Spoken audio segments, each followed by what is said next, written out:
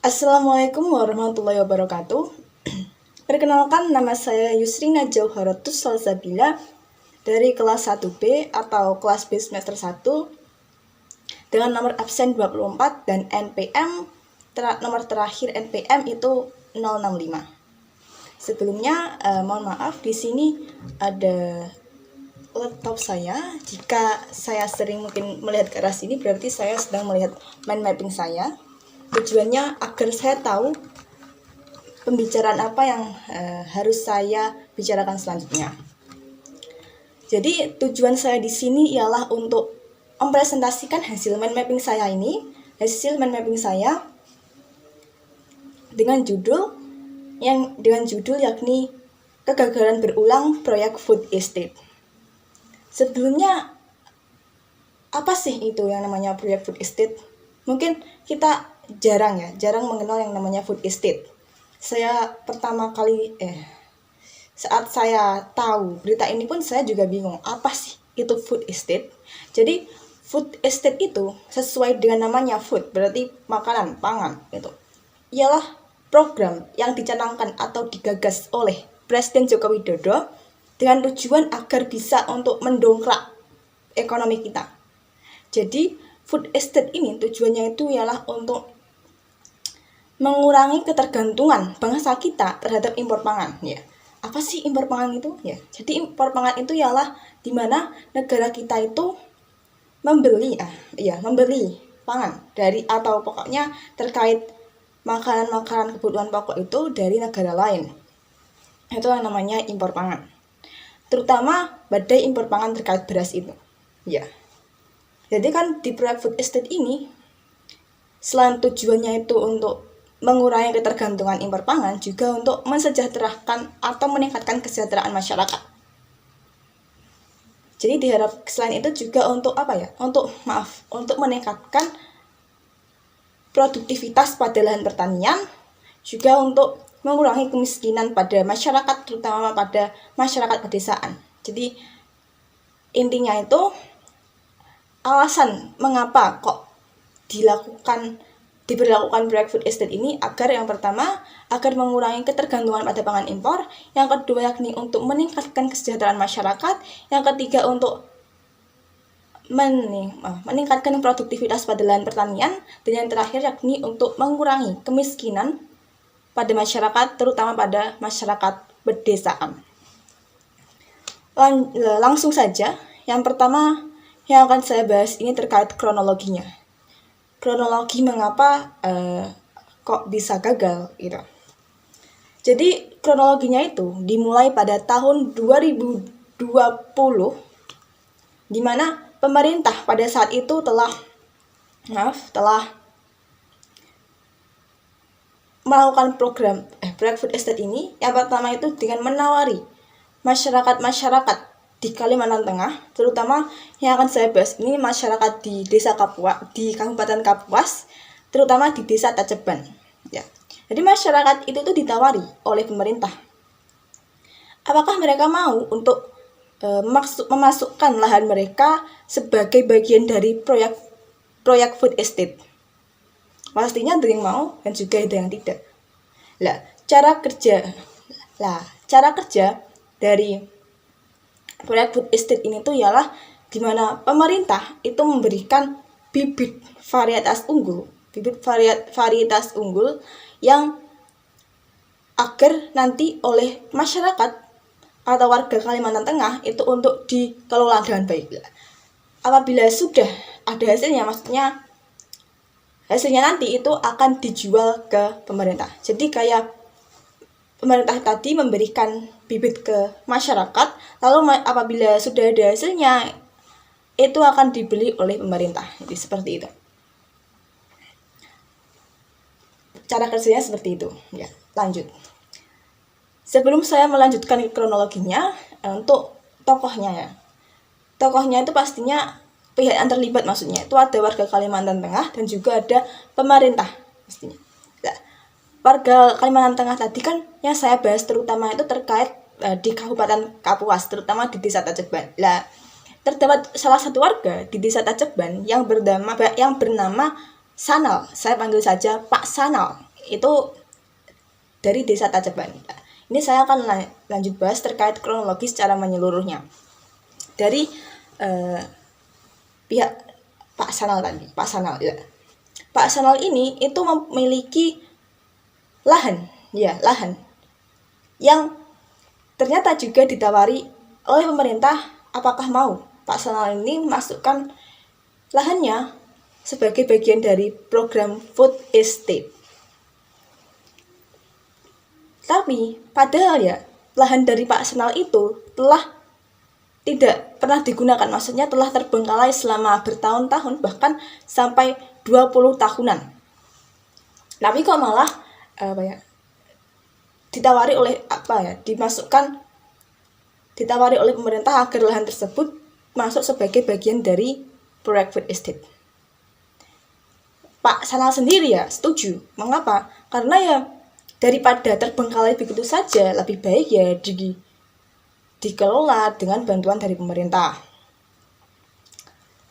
Warga lain pun juga banyak setuju. Akhirnya pada tahun 2022 Pak Sanal dan warga Desa Tajeban lain itu mulai menanami lahan-lahan mereka yang bagian dari proyek food estate tadi dengan bibit dari pemerintah, bibit varietas unggul. Namun guys, pada saat penanaman itu terjadi beberapa hal yang malah mengakibatkan gagal panen. Karena adanya banjir.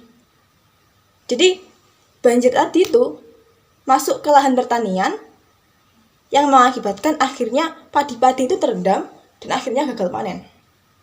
Gitu. Tapi mereka Pak Sanal dan warga-warga lainnya pun tidak langsung menyerah. Mereka mencoba lagi pada tahun 2023 ya, mereka mencoba lagi menanami lahan mereka dengan bibit yang sama, yakni bibit varietas unggul dari pemerintah juga. Mereka menanaminya juga, tapi sayang sekali gagal lagi. Tetap dengan faktor yang sama, yakni karena banjir. Kenapa kok bisa banjir? Karena luapan air dari sungai itu masuk ke lahan pertanian. Untuk faktor lainnya akan saya jelaskan nanti. Karena sudah dua kali gagal, Pak Sanal dan teman-temannya itu kapok. Kok gagal lagi? Kok gagal terus? Ini gimana? Lah, akhirnya mereka ganti. Pak Sanal dan teman-temannya itu banyak yang memilih untuk mengganti tanaman, memilih untuk menanam tanaman lain daripada ya padi dari pemerintah, bibit padi dari pemerintah. Selain itu pada saat itu pemerintah tidak lagi meminta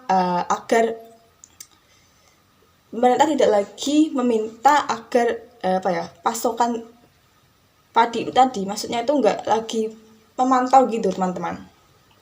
Akhirnya banyak warga Desa Tajeban itu memilih untuk menanami lahan mereka dengan tanaman-tanaman yang sesuai atau yang cocok dengan tanah mereka, lahan mereka. Seperti jengkol, ada juga yang menanam dengan kelapa sawit, seperti itu. Pak Sanal sendiri memilih dengan kelapa sawit, memilih untuk menanamnya dengan kelapa sawit karena memang kelapa sawit itu lebih untung daripada menanam bibit padi daripada menanam padi. Tapi tak jarang juga ditemui masyarakat yang lebih memilih yang tetap menanam padi, tapi dengan bibit lokal milik mereka sendiri, ya. Seperti itu. Tapi juga ternyata meskipun sebagian banyak yang tetap menanami lahan mereka, banyak juga yang malah meninggalkan lahan mereka. Akibatnya, lahan-lahan mereka yang bagian dari proyek food estate tadi, itu terbengkalai begitu saja. Bahkan sebagian besarnya. Seperti itu. Lanjut terkait faktor kegagalannya. Mengapa kok bisa gagal? Mengapa kok terus gagal terus-terusan itu mengapa? Apa ada faktornya? Pasti ada. Faktor yang pertama itu Karena bibit dari pemerintah tadi itu tidak cocok, teman-teman. Tidak cocok ditanam di lahan Desa Taceban, di mana lahan di Desa Taceban itu sering tergenang air. Ya mengapa kok? Apakah tanahnya nggak bisa menyerap? Ya karena kan lahan di Desa Taceban itu sebagian besar itu gambut. Lahan gambut yang sudah rusak. Jadi lahan gambut yang sudah rusak itu tanahnya itu nggak bisa menyerap air. Apalagi luapan air sungai itu besar. Ya yang akhirnya terjadi banjir dan akhirnya padi-padi terendam oleh air yang menggenang, oleh banjir sehingga gagal panen. Nah, selain hal itu juga ada faktor lainnya. Yang kedua yakni kondisi lahan gambut yang sudah rusak. Ya. Yang lainnya yakni tidak adanya pintu air untuk mencegah luapan sungai ke lahan pertanian. Jadi nggak ada yang namanya tutupan air gitu, pembatas gitu, nggak ada. Kalau seumpama ada pembangunan terkait hal itu, mungkin bisa mencegah agar luapan air itu tidak masuk ke lahan pertanian. Lalu untuk faktor yang lainnya yakni pemerintah. Jadi pemerintah itu sendiri juga harus memantau terus proyek food estate ini, jangan hanya dipasrahkan atau diserahkan begitu saja kepada masyarakat atau warga lokal. Jadi harus terus dipantau. Selain itu juga harus melakukan evaluasi juga. Harus tahu mana sih kenapa sih kok bisa gagal, itu gara-garanya apa, dan bisa diatasi dengan apa, seperti itu. Jadi tidak adanya keikutsertaan pemerintah dalam hal terutama pada penanaman padi itu juga penting. Karena saya baca di artikel itu pemerintah itu lebih fokus pada perluasan lahan proyek food estate daripada pada penanaman padinya tadi. Gitu. Lalu untuk bahasan selanjutnya saya akan membahas terkait untuk lokasi dan waktunya tadi kan sudah ya, pokoknya di Kalimantan Tengah, terutama di Kabupaten Kapuas, Desa Taceban, bahkan ada juga di desa-desa lainnya yang di Kabupaten Kapuas dan juga Kabupaten Pulang Pisau, yang dimana sudah saya jelaskan tadi juga terjadi pada tahun 2020 sampai 2024. Sekarang saya akan membahas terkait dampaknya. Dampak dari adanya kegagalan berulang proyek food estate ini tidak main-main. Tadi sudah saya jelaskan, karena akibat adanya kegagalannya berulang, ada sebagian kecil yang memilih untuk menanami lahannya dengan tanaman lain, bahkan juga banyak warga atau bahkan sebagian besar warga itu untuk meninggalkan lahan mereka.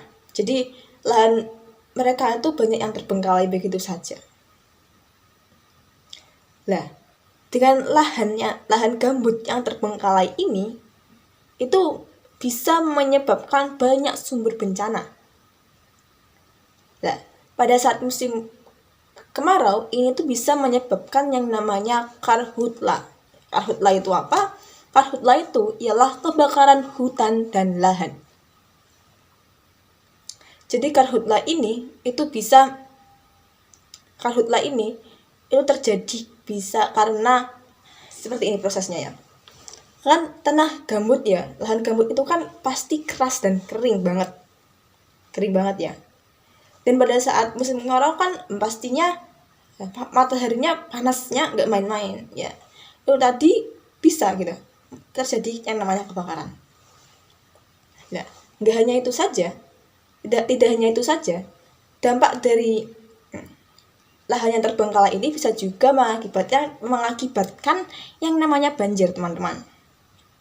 Ya, banjir. Tapi nggak terjadi di musim kemarau, tapi ya di musim hujan. Jadi bisa mengakibatkan banjir. Yang pertama, kenapa kok bisa? Lahan gambut tadi itu kan keras kering, jadi nggak bisa menyerap yang namanya air. Jadi air itu nggak bisa terserap dengan baik oleh tanah.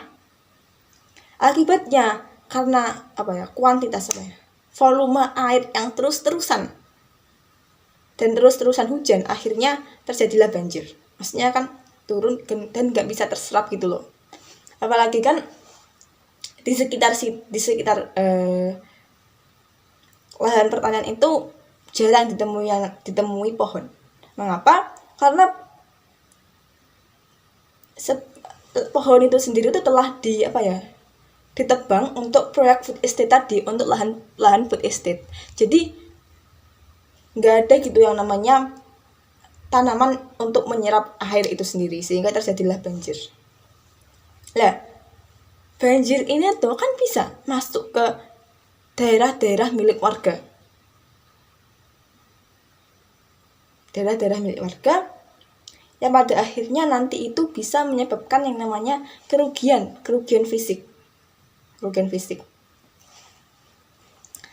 Jadi rumah-rumah warga tadi itu bisa mungkin ada yang roboh seperti itu. Selain itu bisa menyebabkan yang namanya kerugian finansial. Kalau roboh pastinya juga butuh biaya untuk membenahinya gitu. Selain itu pada saat sudah selesai untuk dampaknya tadi. Tapi sebentar, saya akan bicara terkait dampaknya lagi, terkait pada saat terjadinya proyek food estate. Tadi kan warga desa Tajiban itu menanaminya pada tahun 2022 dan 2023. Tapi seringnya gagal.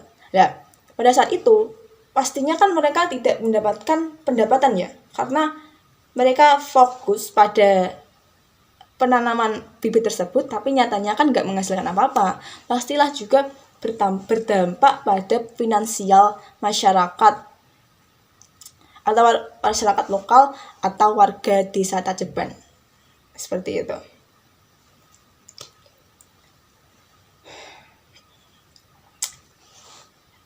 Itu untuk dampaknya sendiri. Yang selanjutnya saya akan membahas terkait solusinya. Solusi apa sih yang bisa dilakukan oleh pemerintah? Jadi solusinya itu ialah pemerintah. Tadi kan sudah saya jelaskan, pemerintah harus melakukan pemantauan. Jadi di sini pemerintah juga harus teruslah melakukan yang namanya pemantauan atau pengevaluasian terkait proyek food estate. Dengan begitu, pemerintah akan tahu apa yang harus bisa dilakukan dan apa yang tidak dilakukan. Pemerintah harus tahu apa yang sedang terjadi di lapangan. Dengan begitu, proyek food estate ini mungkin bisa berhasil. Selain itu,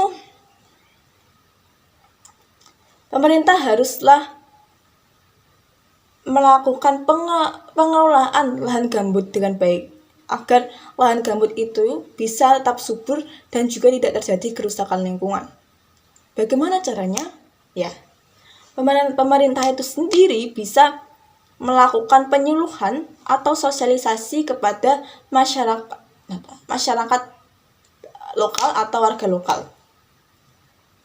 Jadi sosialisasi terkait pengelolaan lahan gambut itu bagaimana, atau mungkin juga terkait hal-hal lainnya gitu, yang terkait penanamannya gitu, terkait penggunaan pupuknya haruslah dilakukan, sehingga warga itu tahu apa yang harus dilakukan nanti apabila terjadi kegagalan gitu. Lalu ada juga solusi lainnya, yakni membuat tutupan air untuk mencegah luapan air sungai. Tadi kan faktor kegagalannya tadi kan tidak adanya tutupan air. Nah di sini itu solusinya ialah membuat tutupan air. Jadi pemerintah bekerja sama dengan masyarakat lokal atau warga lokal itu bisa membuat yang namanya tutupan air atau pembatas sungai gitu, agar air tadi tidak masuk ke lahan pertanian milik warga lokal. Dengan begitu bisa proyek food estate ini mungkin bisa berhasil. Jadi itu untuk solusinya. Tapi ya teman-teman, apabila solusi tadi telah dilakukan dan ternyata tidak berhasil, mungkin sebaiknya diberhentikan saja. Jadi mungkin sebaiknya diberhentikan saja, karena apabila diteruskan mungkin akan membawa dampak yang lebih serius bagi warga lokal atau bagi kerusakan lingkungan. Jadi lebih baik diberhentikan. Selain itu, pemerintah juga perlu yang namanya melakukan rehabilitasi terhadap hutan, terhadap lahan yang terbengkalai begitu saja. Mengapa? Kok perlu rehabilitasi? Ya karena agar tidak terjadi kerusakan lingkungan itu sendiri. Dengan adanya rehabilitasi lahan terbengkalai, seperti melakukan yang namanya reboisasi, atau mungkin yang namanya penghijauan kembali, menanami lahan tersebut dengan pohon-pohon atau tanaman-tanaman yang sekiranya cocok dengan lahan tersebut, itu akan melestarikan lingkungan tersebut dan juga akan mencegah dari yang namanya kerusakan lingkungan tadi. Seperti itu.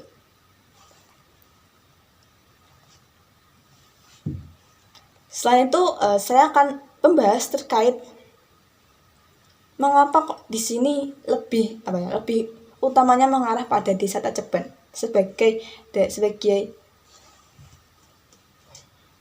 yang dituju oleh pemerintah. Dulu itu desa Tajeban itu tuh dikenal sebagai desa yang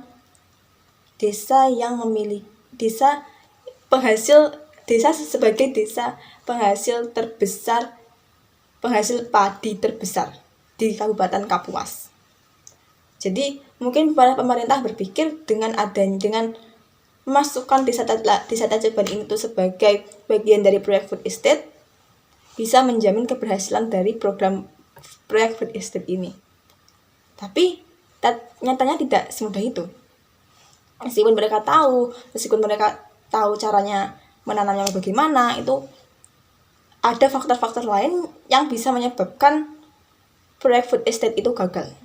Ya seperti tadi, faktor kegagalannya, bibit unggul dari pemerintah yang tidak cocok ditanam di lahan gambut, yang karena bibit unggul dari pemerintah itu batangnya itu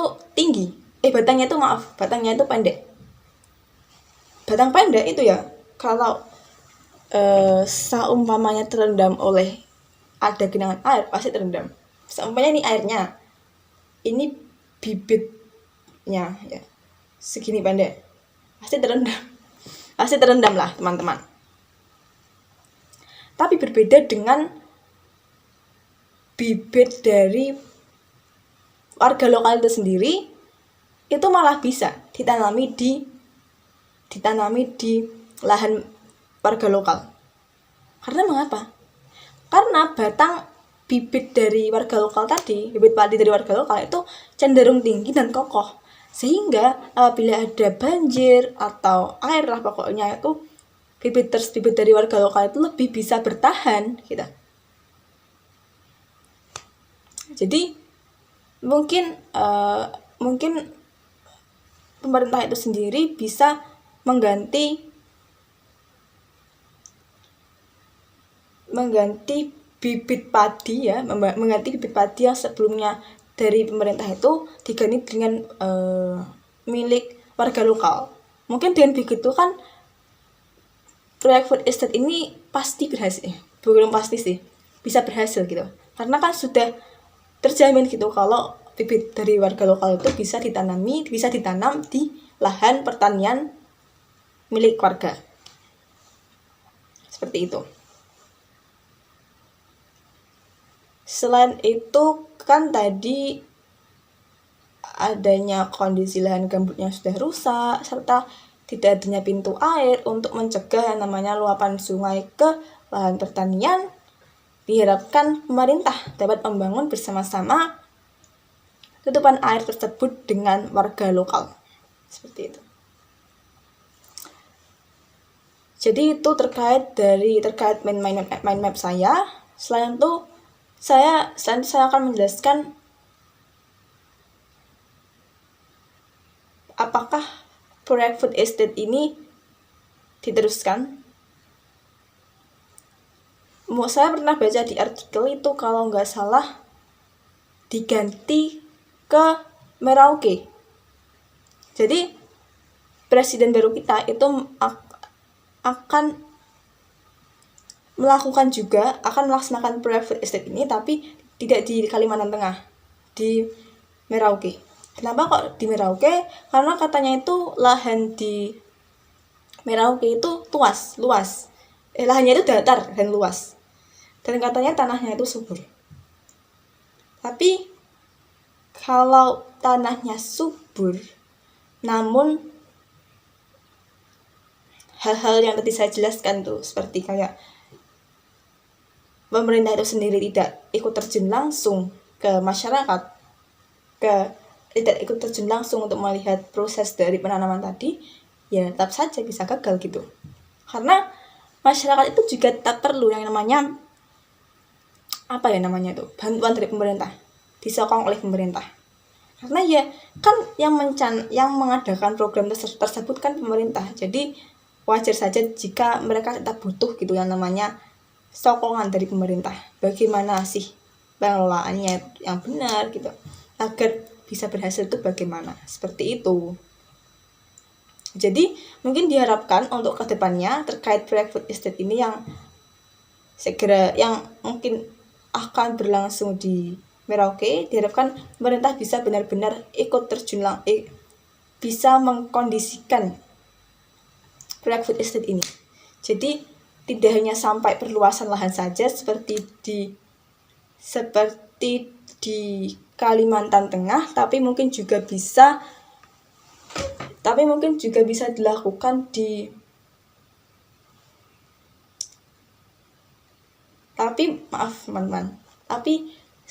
bisa dengan ikut terjun langsung, ikut memantau, ikut mengevaluasi mana yang benar dan mana yang tidak di Merauke, sehingga proyek food estate itu bisa berhasil. Begitu. Itu saran dari saya. Dan proyek food estate ini semoga saja bisa berjalan dengan baik dan bisa mencapai tujuan yang pertama tadi, yakni untuk mensejahterakan masyarakat dan juga untuk mengurangi ketergantungan bangsa kita terhadap impor pangan, terutama pada beras. Karena di mana kita makanan sehari-hari kita itu kan beras, dan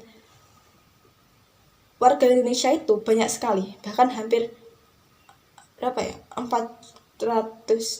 jutaan ya.